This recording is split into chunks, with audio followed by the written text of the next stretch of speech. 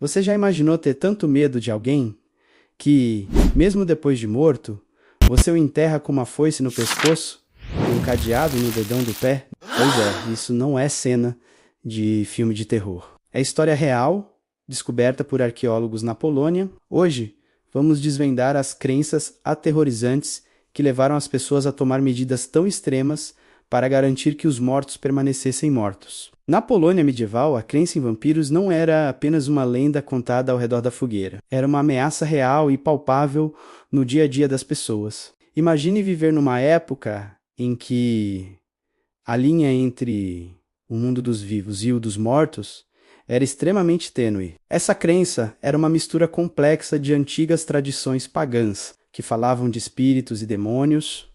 Com a nova fé cristã que estava se consolidando, o resultado foi um folclore rico e assustador, onde o mal podia assumir muitas formas, inclusive a de um parente ou vizinho que voltava do túmulo. Para se protegerem dessas entidades, as pessoas praticavam rituais apotropaicos, que são basicamente ações mágicas para afastar o mal. Era comum colocar amuletos nas portas, recitar orações específicas e, claro, realizar funerais bem diferentes dos que conhecemos hoje. O medo era um sentimento constante, intensificado por um cenário de guerras frequentes, fome e epidemias devastadoras, como a peste negra. Quando a vida era tão frágil e a morte tão presente, era fácil acreditar que forças sobrenaturais estavam em ação. Qualquer morte que não tivesse uma explicação clara podia ser atribuída ao vampirismo. Uma pessoa que morria de forma violenta cometia suicídio. Não era batizada ou até mesmo era primeira a morrer durante uma epidemia, tornava-se uma suspeita.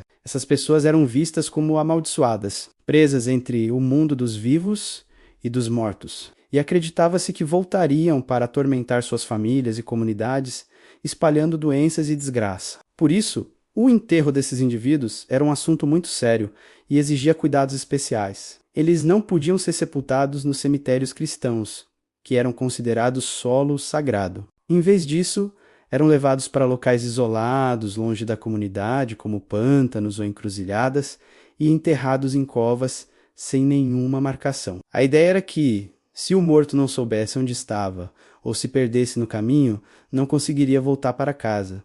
Mas as precauções não paravam por aí. Os rituais de sepultamento eram ainda mais impressionantes e, de certa forma, brutais. Uma das práticas mais comuns era enterrar o corpo de bruços, com o rosto virado para baixo. A lógica por trás disso era que, se o suposto vampiro tentasse se levantar, ele cavaria para mais fundo na terra, em vez de sair da cova.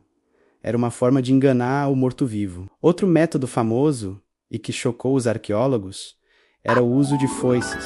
Em descobertas recentes, como na vila de Pend, na Polônia, encontraram esqueletos com uma foice afiada posicionada sobre o pescoço ou o abdômen. A crença era que, se o corpo tentasse se reanimar, ele se decapitaria ou se cortaria ao meio. Era uma armadilha pós-morte, uma garantia macabra de que o morto não se levantaria. Além das foices, era comum usar cadeados para prender os pés ou as mãos do cadáver, como se estivessem literalmente acorrentando o morto ao seu túmulo. Em outros casos, pedras pesadas ou estacas eram colocadas sobre o corpo para imobilizá-lo. A estaca no coração, que se tornou tão famosa nos filmes, era apenas uma das muitas formas de garantir que o corpo não se movesse. Cada comunidade tinha seus próprios métodos, passados de geração em geração. Um detalhe curioso era a prática de colocar moedas junto ao cadáver, geralmente na boca. Isso tinha múltiplas interpretações. Poderia ser um pagamento para garantir uma passagem segura para o outro mundo,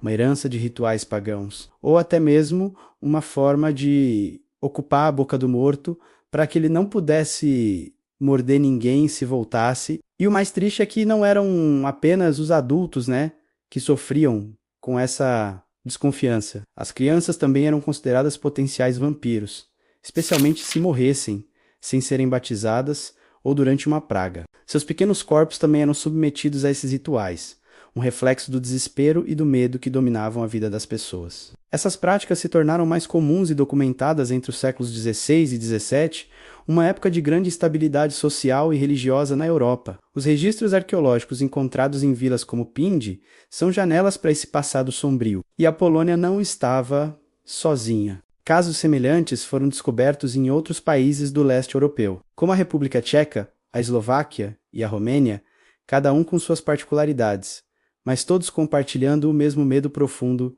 do morto que não descansa. Para os arqueólogos de hoje, decifrar o significado exato de cada um desses rituais é um desafio enorme. Não existem manuais ou guias da época explicando o passo a passo. O conhecimento é construído a partir da análise dos ossos, dos artefatos encontrados nas covas e dos poucos textos que sobreviveram. Cada esqueleto com uma foice no pescoço ou um cadeado no pé conta uma história de medo, crença e uma tentativa desesperada de controlar o incontrolável, a morte. Esses vestígios arqueológicos são mais do que apenas curiosidades macabras. Eles revelam a mentalidade de uma época, um mundo onde o sobrenatural era parte integrante da realidade.